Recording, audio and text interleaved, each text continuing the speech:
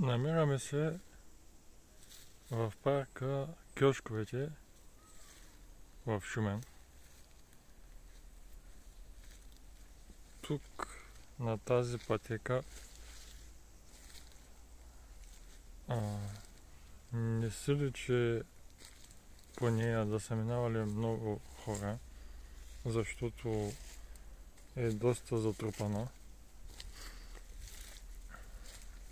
Но преди дни излезе информация, че в парка са действали множество доброволци, които са почистили парка, коритото на реката.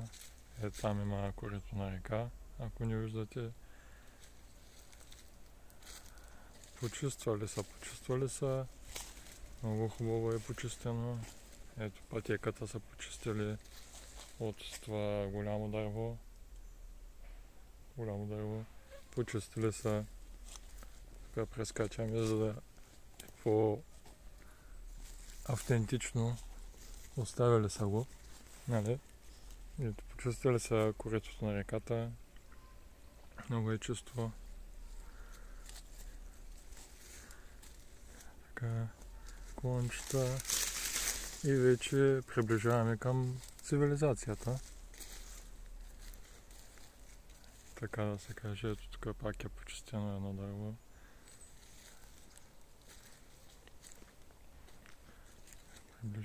Приближаваме там, ето се вижда сини и има езерце.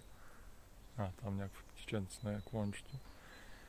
Така, вървим.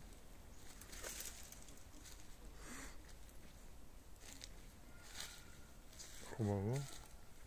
И тук вече започва да се вижда истинската част от дейността, която може би е свършена. Тук има натрушени клони. Ето там вече автентичният вид се пречупва. Имало е пак дърво, но е срязано. Ето тук е имало дърво и то си е отишло.